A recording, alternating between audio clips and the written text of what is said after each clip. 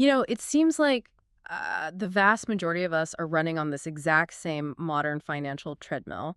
And if we are being completely honest here, the sheer mechanics of it are just exhausting. Oh, absolutely. It's a grind. Right. I mean, just visualize the standard Tuesday. You wake up to a blaring alarm, you force down some lukewarm coffee, you go sit in bumper-to-bumper traffic or, cram onto a crowded train. Yeah, just shoulder to shoulder with everyone else. Exactly. And then you execute this rat race playbook for 8 to 10 hours, and then you commute back home just in time to watch the crushing reality of inflation eat away at whatever margin is left over at the end of the month. Which these days is usually nothing, right? Barely anything, yeah. And the grand prize for all of this, like the light at the end of the tunnel that society constantly sells us, it's this incredibly bleak prospect of saving your pennies for 40 or 50 years. Clipping coupons and skipping lattes. Right, aggressively skipping the morning lattes, stuffing Yeah. a small percentage into an index fund just so you can finally retire at 65, or I mean, increasingly like 70 or 75 now. Yeah, the goalpost keeps moving. It really does. But here is the brutal, almost offensive question we have to ask you today. Do you really feel like trading the absolute best, most vibrant, energetic years of your life for a retirement that you might literally be too old or too sick to actually enjoy? That is the big question. Are you genuinely okay with the idea of finally acquiring your wealth when you're sitting in a wheelchair trying to figure out how to spend it on prescription copays instead of, seeing the world? It is an incredibly sobering image. Yeah. And yet, it is the unquestioned default path for almost everyone. We just accept it. We do. Ew. It's the architectural blueprint of a normal life that we are essentially handed from day one. I Yeah. mean, we are heavily conditioned by our educational systems, our parents, and, massive financial institutions to just accept that wealth is strictly a function of old age paired with relentless lifelong sacrifice. Right. Just keep your head down. Keep your head down. Yeah. Trust the process. Don't ask questions. But what if we step back and actually analyze the underlying mechanics of that process? Let's do it. What if that entire paradigm isn't actually a path to financial freedom, but rather a meticulously constructed trap, one that's designed to keep you producing labor for someone else's wealth? Man, that structural trap is exactly what we're going to tear apart today. So welcome to another deep dive for the channel Decode Deep Dive. Glad to be here. We are jumping into a professional long-form analysis of a piece of source material that completely obliterates the traditional financial advice most of us grew up with.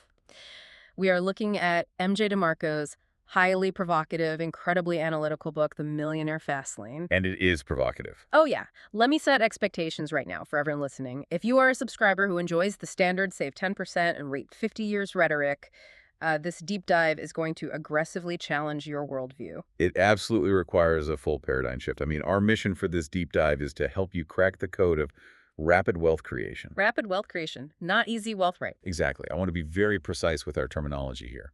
We are talking about rapid wealth, not some sleazy, zero-effort, get-rich-easy scheme. Right, because getting rich easy doesn't exist. It is a mathematical impossibility. But getting rich quickly, say, within 5 to 10 years rather than 50, that is mathematically sound if you apply the right leverage. 5 to 10 years sounds a lot better than 50. Right. So we are going to systematically dismantle that traditional get-rich-slow dogma and uncover the actual rigorous mathematical frameworks that can lead to true financial independence while you are still young, healthy, and capable of fully experiencing the freedom you've bought. Changing the mathematical universe, basically. Exactly. So let's start by analyzing the baseline. To understand the mechanics of rapid wealth creation, we first have to dissect why the default path guarantees the exact opposite. The slow lane, as he calls it.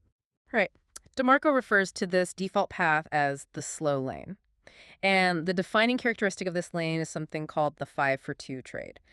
Walk me through the actual math of this trade, because when you strip away the cultural normalization of the work week, the numbers are kind of horrifying. They really are.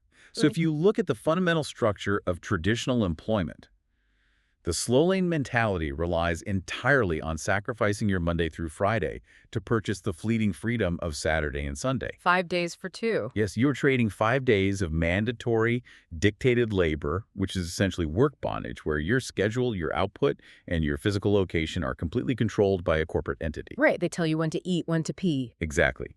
And you trade that for 2 days of unadulterated freedom. And mathematically, I mean, if I go to an investment banker and say, look, I have an asset, I want to invest 5 units of it today, and in return, I expect a guaranteed payout of 2 units tomorrow, they would literally have security remove me from the building They'd think you were crazy. because you are trading 5 units to get two back.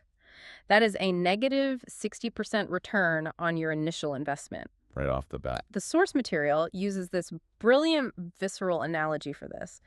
Imagine someone walks up to you on the street and offers you 5 fresh loaves of bread today with the strict condition that they will only give you 2 stale loaves back tomorrow. You'd laugh in their face. You would reject that deal instantly. So why do we all collectively accept this mathematically disastrous deal when the currency is our actual time? Well, we accept it because the negative return has been so culturally institutionalized. I mean, we instinctively reject negative returns on our money because Right. money is tangible. Right, you can see the bank balance drop. Exactly. But time is abstract, at least until we run out of it. We actively celebrate Friday nights. Thank God it's Friday, because that evening represents the pathetic dividend of our terrible trade. The weekend is basically the currency we accept for selling our autonomy. That's a great way to put it. But the fundamental flaw in this transaction is that time is the one strictly non-renewable asset. You could lose $1 million and make it back the next year. You cannot recover a single Tuesday from your 20s. Okay, I hear the logic there, but I have to play devil's advocate for a second. Yeah. The traditional financial sector, the Sue Ormans, the Dave Ramseys of the world, they don't just sell the 5-for-2 trade in a vacuum. They pair it with compound interest. Yes, the magic of compound interest. Right. The core argument is, yes, you work the 5 days, but you siphon off 10 or 15% of your paycheck. You aggressively snowball your debt.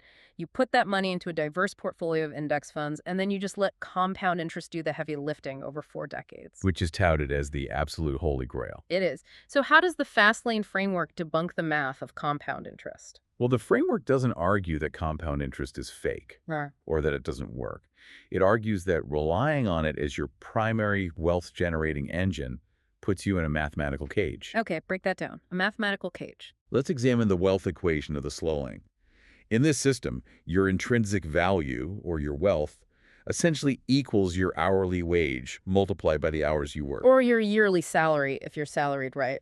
Correct. And the wealth accelerator is your invested capital multiplied by time. So what is the glaring fatal flaw in every single variable of that equation? Every single variable is tied to the clock. I mean, it's anchored to time. Precisely. And time is uncontrollable and strictly finite. No matter how much you hustle, you cannot demand to work 400 hours in a single day. That's physically impossible. And you cannot work for 400 years to let the market compound your index fund into billions. Because the primary variables of your wealth, your hours worked, and the years you allow your investments to grow are tethered to a mortal, fragile lifespan. So your wealth generation has absolute limits. It possesses zero leverage. You are operating in a mathematical prison where time acts as the warden.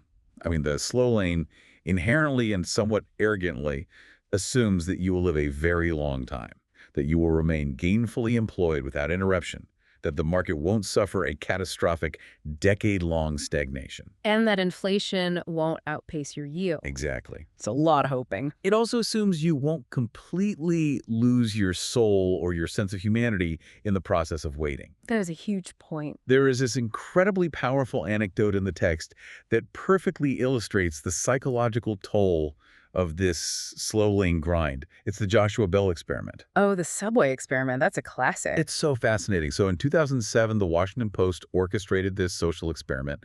They convinced Joshua Bell, who is widely considered one of the greatest living classical violinists, to stand in a busy subway station in Washington, D.C. during the morning rush hour. Just busking, essentially. Right. And he is playing a Stradivarius violin worth roughly $3.5 million.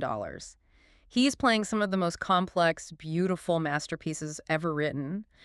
And just to contextualize this, only days prior, people were paying hundreds of dollars a ticket to sit in absolute silence and watch him perform in a sold-out theater in Boston. The setup is just brilliant. So what was the outcome when you placed that exact same virtuoso in the middle of the Monday to Friday commute? Almost complete apathy. Apathy. Out of the thousands upon thousands of people who walked past him, only a tiny handful actually stopped to listen.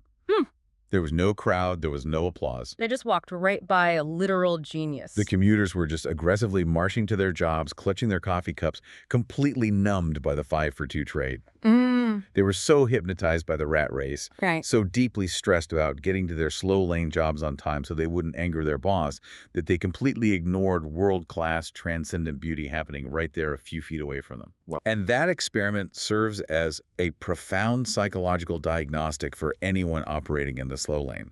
I mean, it forces you, the listener, to ask a terrifying question.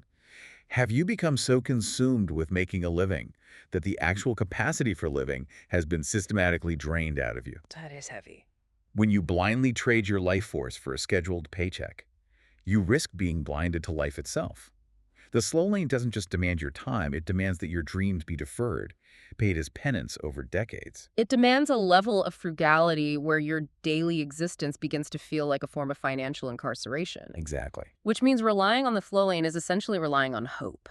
Hoping the stock market consistently returns 8%, hoping your company doesn't downsize your department, hoping you don't get a catastrophic illness before you hit 65. And hope is a terrible financial plan. It really is.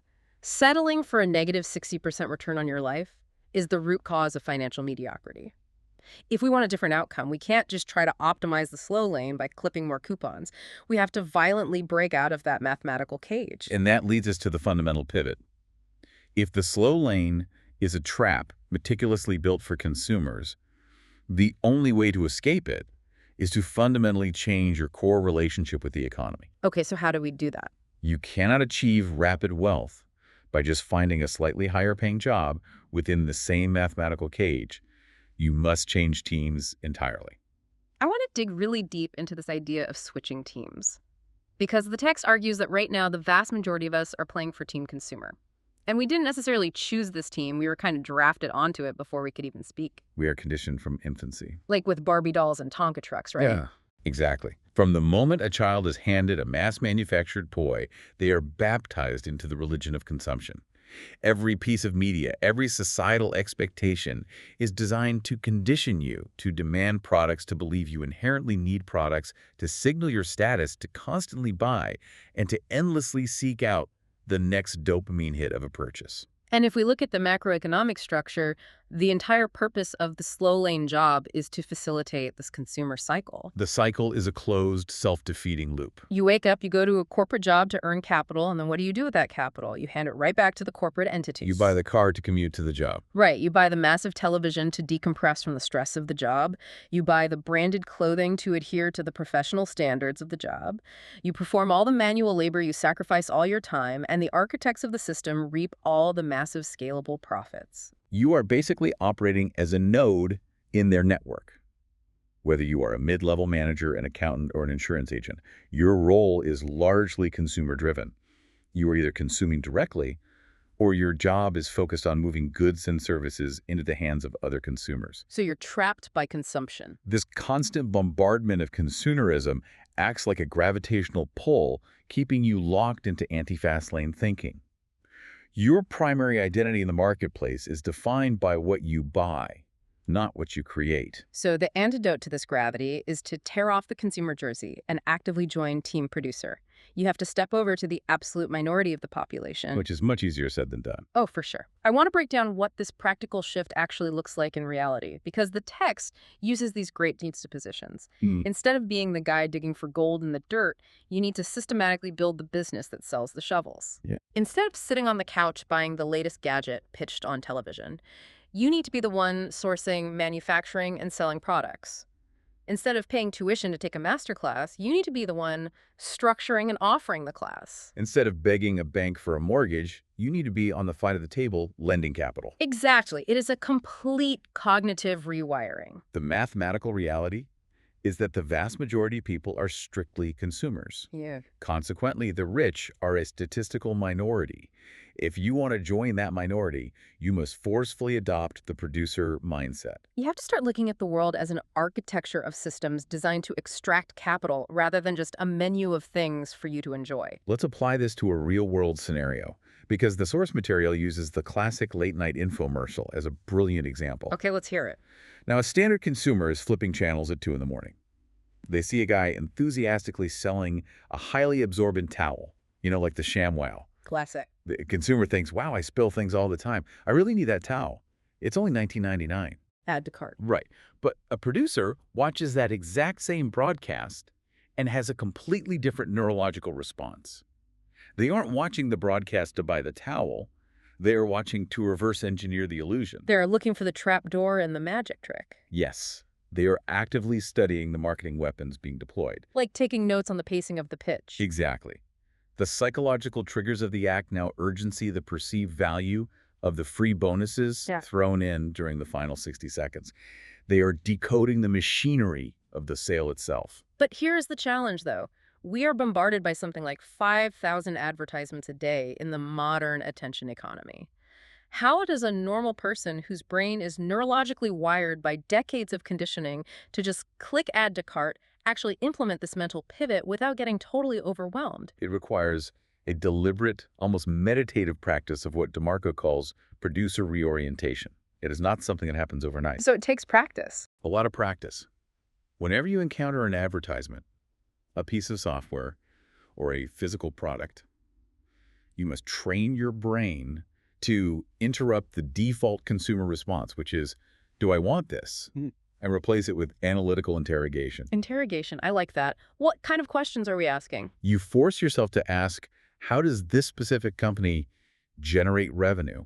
What is the underlying architecture of their business model? How are they sourcing these materials? What is their estimated profit margin? Are they manufacturing locally or leveraging overseas labor? What about software or digital stuff? Same thing. When you open an app on your phone, don't just consume the content. Ask yourself how the algorithm is designed to hold your attention. How are the developers monetizing that attention through data aggregation or ad placement? So you basically stop looking at the end product and start looking at the supply chain and the psychology behind it. Exactly. And the profound irony of this entire dichotomy is the end game.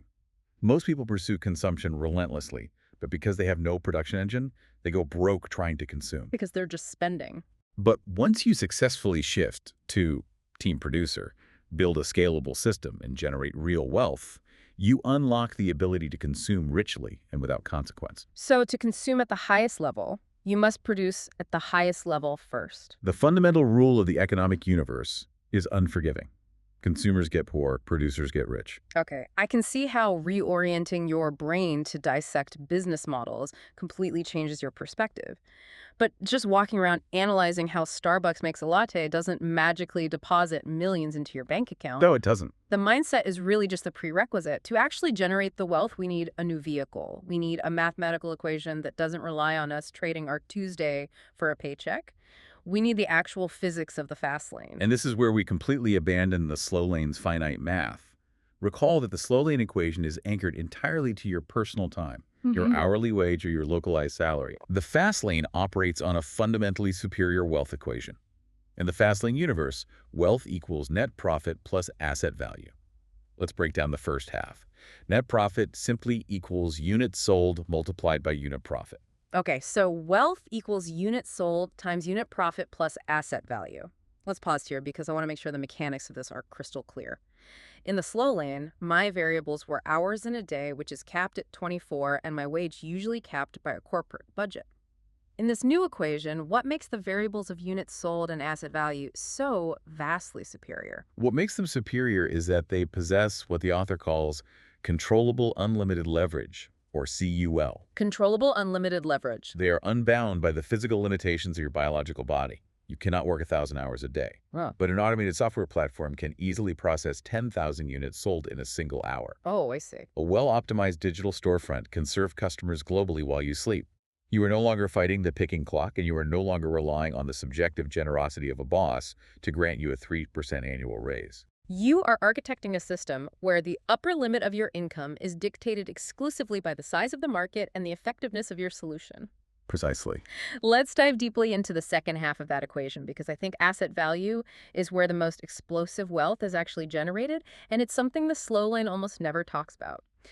In the slow lane, we think of wealth purely as cash flow. What hits my checking account on Friday? What exactly does asset value mean in the context of the fast lane? Are we just talking about buying real estate? Real estate is an asset, certainly, but in the context of building a fast lane business, the business itself is the ultimate asset. The business is the asset. Okay, this is a critical distinction. When you build a successful business system, you aren't just generating monthly cash flow. You are building an entity that has intrinsic value to other investors or corporations. Businesses are typically valued on a multiple of earnings, often referred to as EBITDA, or earnings before interest, taxes, depreciation, and amortization. Walk me through a hypothetical scenario. How does that multiple act as an accelerator? Let's say you build a niche software company. It generates a net profit of $200,000 a year. Okay, nice. In the slow lane, you'd look at that and say, great, I make a $200,000 salary. But in the fast lane, you look at the asset value. In the software industry, companies are often acquired for multiples of 4, 5, or even 10 times their annual profit. 10 times. Wow. So that business generating $200,000 a year might have an asset value of $1 to $2 million. You can sell that entire system, that asset, in a single liquidity event, instantly realizing decades worth of wealth overnight. So you aren't just saving cash. You are building an engine that someone else will pay a massive premium to own. Exactly. That completely reframes the goal. You aren't just working for a paycheck, you are building a money tree. I love this concept from the sources. The money tree is central to the whole philosophy. Yeah, a money tree is a self-sustaining business system. It absolutely requires intense labor and nurturing upfront to plant the seeds and get the roots established, but once it matures, it bears fruit. It generates profit whether you are actively watering it on a Tuesday afternoon or not. It's working while you're not. The text shares a fantastic, very human story from the author about being out in Las Vegas to illustrate this decoupling of time and money. He's out having a good time playing the casino tables, and he hits a bad streak. He ends up losing roughly $2,000. Which, for a slow lane worker, losing $2,000 in a few hours is a devastating, almost traumatic financial blow. Exactly, because if you are trading your time for money at, say, $25 an hour, losing $2,000 means you just vaporized 80 hours of your actual life force. You literally gambled away 2 weeks of your life. But the author goes back to his hotel room feeling the sting of the loss, and then he checks his computer. He realizes the loss is completely irrelevant. Why? Because while he was physically standing at a craps table losing $2,000, his internet company, his fully automated money tree, had processed orders and generated $6,000 in profit. That is the power of the system. While he was gambling, while he was eating at the buffet, while he was sleeping, his system was ruthlessly executing the wealth equation. His personal time was entirely decoupled from his income generation. And that decoupling is the holy grail. It is the absolute essence of the fast lane. But a money tree doesn't just sprout magically because you built a website.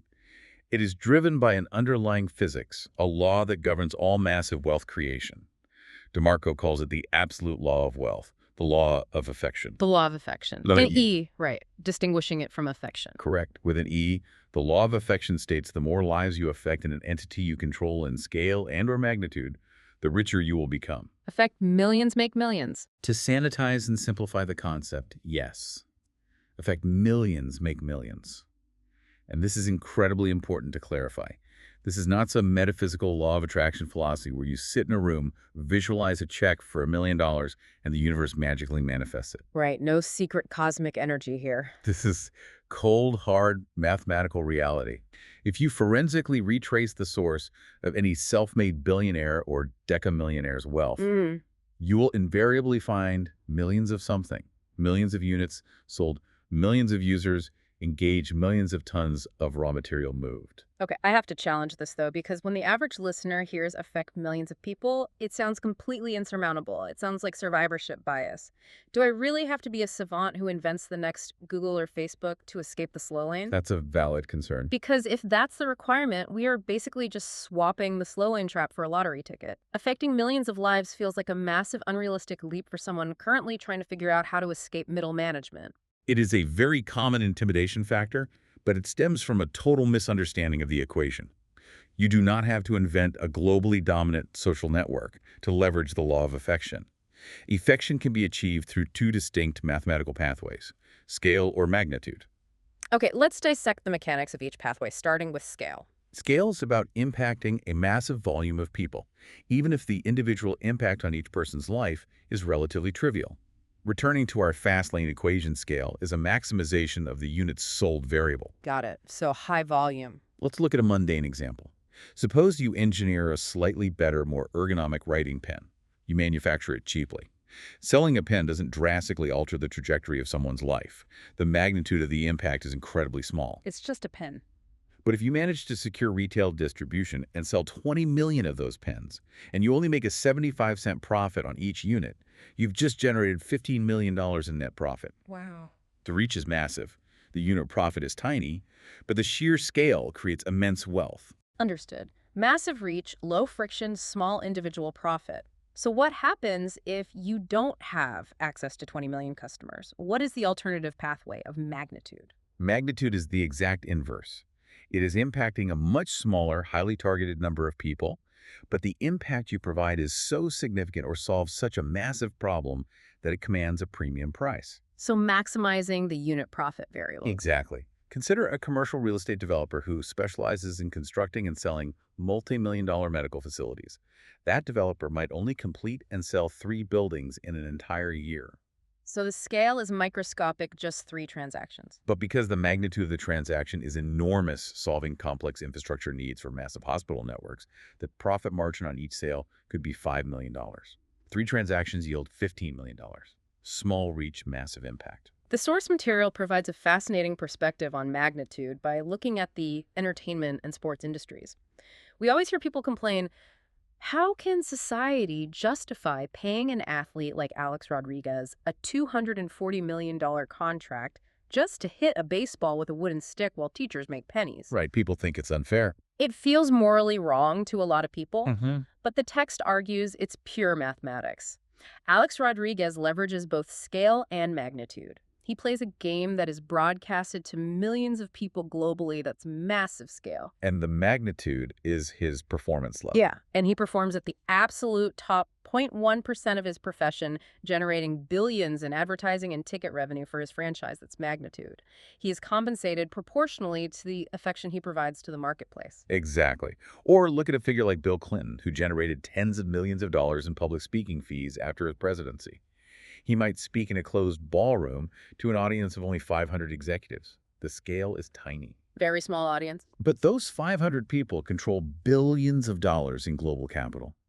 The magnitude of his presence, his insights on global policy, and the networking prestige he brings to that room justifies a fee of $200,000 for a single hour of his time. That makes perfect sense. If you want to achieve rapid wealth, your chosen vehicle must have a viable pathway to either massive scale, massive magnitude, or ideally a combination of both. Which brings up the most critical question of this entire deep dive. How do you actually know if your specific business idea, the thing you are brainstorming right now on your commute, has the potential to hit the law of affection? That's where people get stuck. Because the reality is millions of people start small businesses every year, and the vast majority of them are really just creating a highly stressful, high-risk, slow-lane job for themselves. They're working 80 hours a week to run a local bakery that can never mathematically scale. That is the ultimate entrepreneurial trap. You endure all the risk of the fast lane, but you cap your upside with slow lane math. The worst of both worlds. Truly.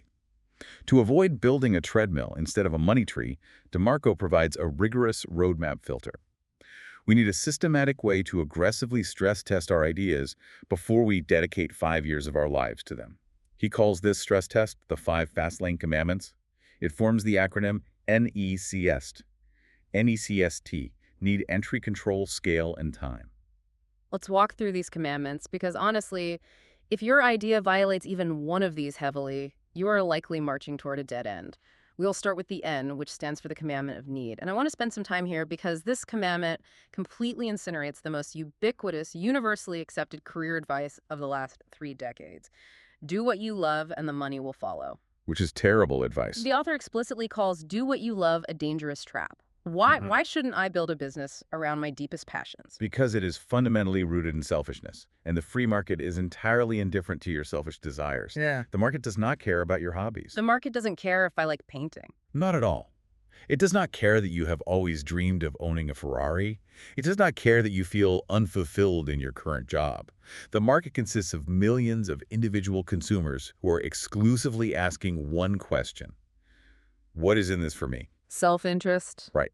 Consumers only part with their capital if your business can solve a tangible problem for them, save them precious time, alleviate a specific pain point, or provide compelling entertainment. It's a harsh reality check. The amount of money flowing into your life is merely a mirror reflecting the amount of value you have successfully injected into the lives of others. It's just value exchange. I think the absolute best illustration of this concept is the reference to the television show Dirty Jobs with Mike Rowe.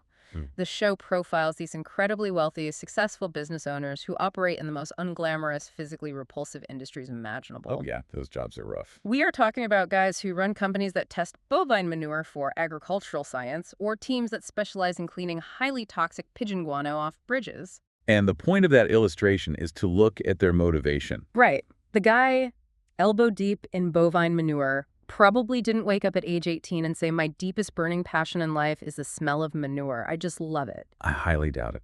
He didn't build his business by doing what he loved. He built his business by identifying a massive, neglected market need that everyone else was too disgusted to tackle. He solved a problem. Exactly.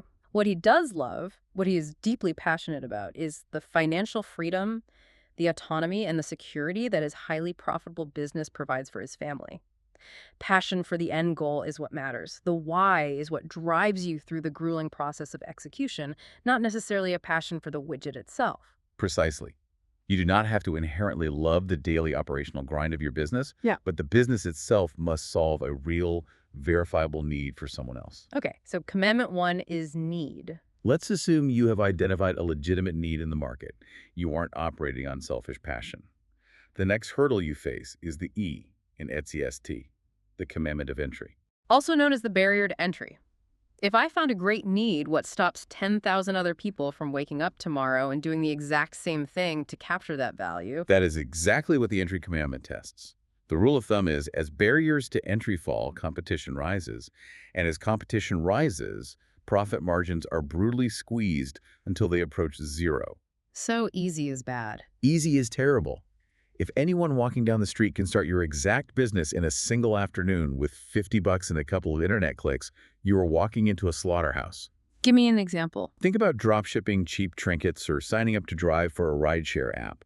The barrier to entry is practically non-existent.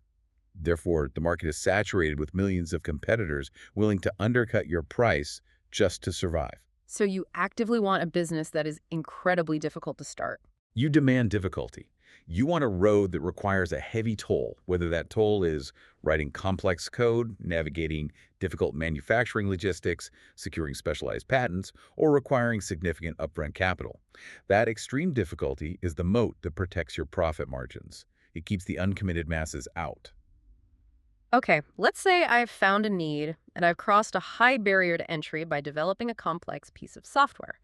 I'm feeling pretty secure, but that leads us directly into the C, the commandment of control. Because even if you have a moat, you have to ask who actually owns the land your castle is built on. This is about the difference between driving the car and simply hitchhiking. And the commandment of control is where many intelligent entrepreneurs lose everything. How so? If you do not possess ultimate control over your business system, your brand, your pricing architecture, and your distribution channels, you do not actually control your financial destiny. You are merely a well-paid passenger in someone else's vehicle. I see. The author explicitly warns against business models that disguise themselves as entrepreneurship but are actually forms of hitchhiking. Network marketing and MLMs are the classic examples. Because in an MLM, you don't own the brand. You are just a glorified, unpaid distributor for a massive corporate entity. You are building their pyramid, not your own money tree. You're doing the legwork for their asset. If the CEO decides to unilaterally alter the compensation plan tomorrow, or if they decide to discontinue the specific health supplement you've built your entire downline around your income, completely vanishes in an instant. You have zero structural control. But it extends far beyond MLMs. Let's look at modern digital platform risk. Okay, like social media. Exactly. If your entire business model relies exclusively on an Instagram algorithm to drive traffic, or if you build an Amazon FBA business where Amazon controls your customer data and can arbitrarily ban your seller account with an automated email, you are hitchhiking. You are totally at their mercy. Amazon or Meta is driving the car. If they hit the brakes, you go through the windshield. To fulfill the control commandment, you must sit at the absolute top of the pyramid. You must own the intellectual property, control the customer list, and dictate the terms of service. That is a terrifying reality for a lot of digital creators today. All right, so let's say you've navigated need entry and you have absolute control. You own the whole system. Now we face the limitation of size with the S, the commandment of scale. And we touched on the mathematics of this with the law of affection, but let's apply it practically as a filter to a traditional business model. Let's use the local brick-and-mortar analogy. It is very common for someone looking to escape the slow lane to think, I'm going to cash out my savings and open a boutique coffee shop right here on Main Street. People do that all the time. They control the brand. There is a barrier to entry regarding commercial leases and equipment, and there is a need for coffee. Does it pass the NACST filter? According to the commandment of scale, it is a hard fail. Why? Because a single geographically locked coffee shop has an unbreakable physical speed governor attached to it. It violently violates the commandment of scale. Because you can only reach the people in your town. Your customer base is strictly limited to the people who live or work within a 3-mile radius. Furthermore, you can only physically brew and sell a maximum number of lattes per hour before you run out of square footage and espresso machines. Your reach is tiny, and because a cup of coffee only yields a few dollars in profit, your magnitude is tiny. The wealth equation is permanently capped by physical physics. Yes. But the beauty of the fast lane is that you can alter the model to satisfy the commandment. If you take that exact same coffee shop brand and instead of working behind the cash register, you systematize the operations and franchise it out to 300 entrepreneurs across different states, suddenly you've leveraged scale. You broke the governor. Or, if you bypass the retail storefront, entirely roast a proprietary, highly specialized blend of coffee beans, and build a subscription e-commerce platform that ships globally. Now you have broken the geographic governor. The core concept is that the business must possess a natural habitat that can expand exponentially beyond your local block. Which brings us to the final hurdle, the ultimate test of whether you have built a business or just a job. The T, the commandment of time. Right. Time. This circles all the way back to the concept of the money tree. You must ruthlessly examine your business model and ask, can this system eventually be completely automated?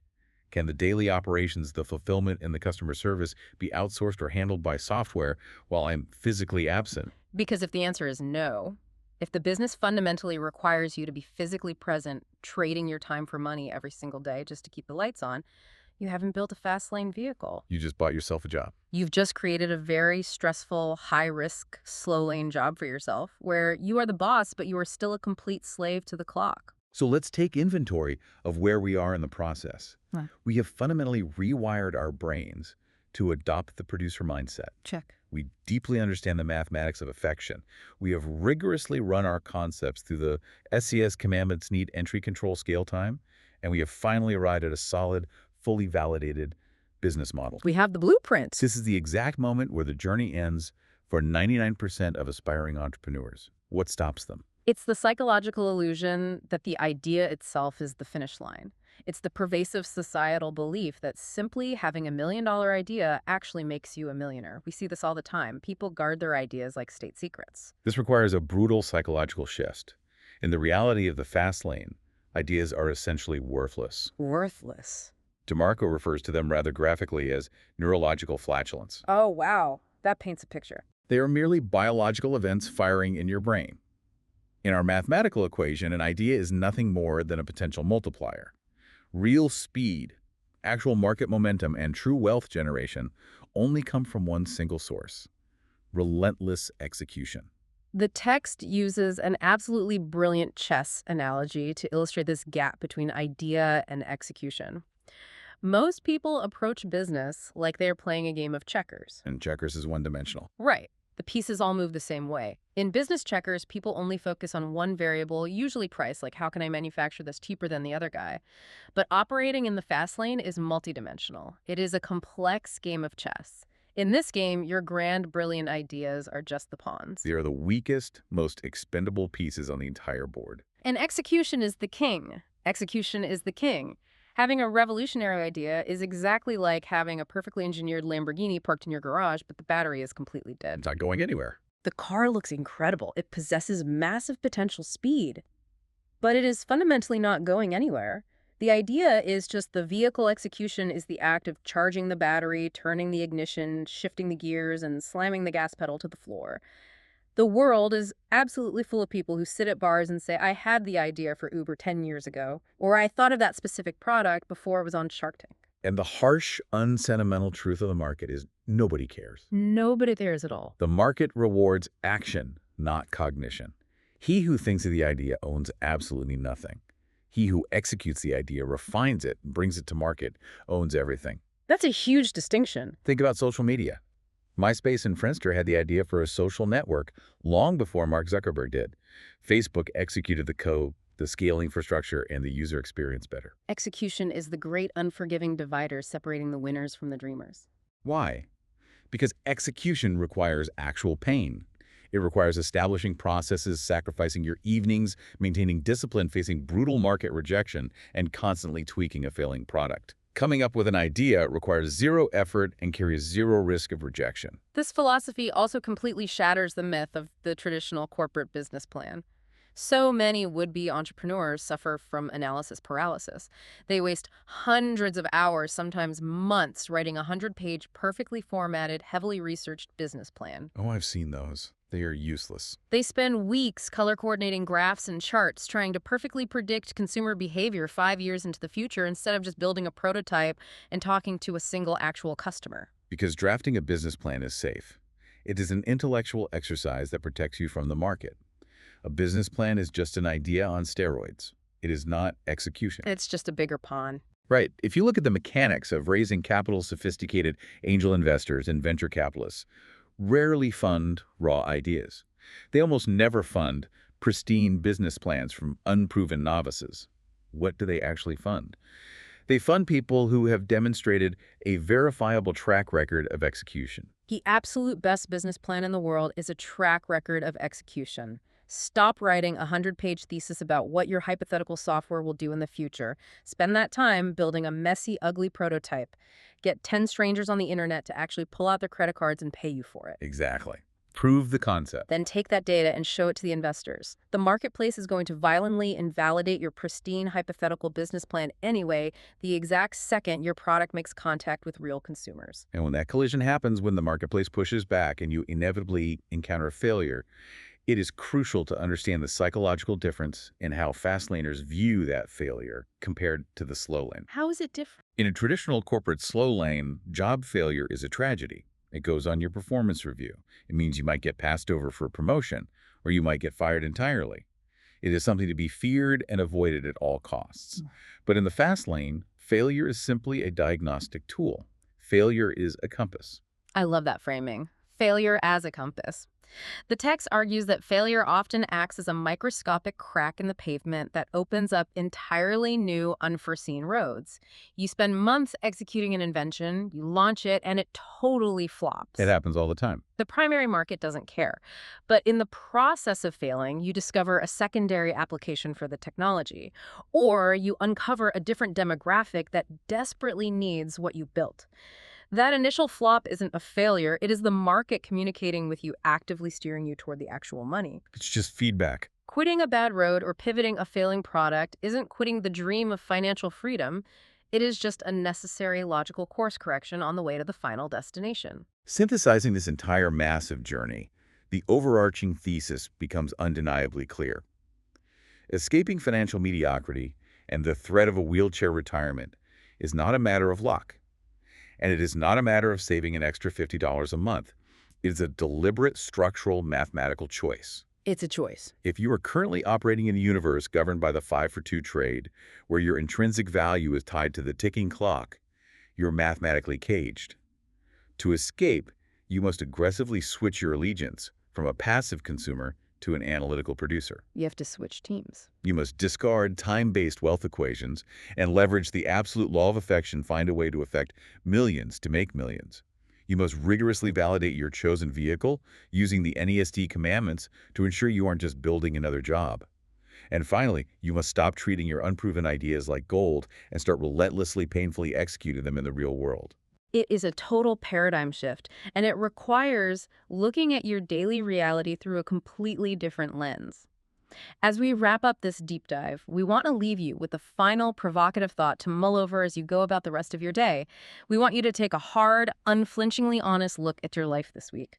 Where are you currently trading 5 loaves of bread today for the promise of 2 stale loaves tomorrow? It's a tough question to ask yourself. In what specific areas of your career are you blindly accepting a negative 60% return on your life force? And more importantly, instead of looking at the internet today to figure out what you want to buy, pause and look around your environment. What is one unmet need, one glaring pain point, one incredibly annoying inconvenience you noticed today that you could actually build a solution for? Put those producer goggles on. Right. That small, seemingly insignificant problem right there could very well be the seed you need to plant your very first money tree. It all comes down to training your mind to see the world not as a catalog of finished products designed for your consumption, but as a vast, complex landscape of inefficiencies and opportunities just waiting for a producer to engineer a solution. Absolutely. Listen, if the mechanics we broke down in this deep dive shifted your perspective today, if it made you critically question the Slowlane script you've been handed, do yourself a massive favor. Go buy MJ DeMarco's The Millionaire Fastlane. Support the author, dive into the full text to explore all the nuances we couldn't cover, and get the complete unfiltered roadmap for yourself. It is highly recommended reading. And if you want to keep aggressively breaking out of the slow lane and cracking the code of rapid wealth creation with us, make sure to subscribe to Decode Deep Dive. Oh, and do not leave without dropping a comment below right now. We genuinely want to know which of the 5 NCST commandments need entry control scale or HET goal. Time does your current day job or your current side hustle violate the most brutally? We read all the comments we love, analyzing the friction points, and we can't wait to see your breakthroughs. Until next time, stop planning and keep executing.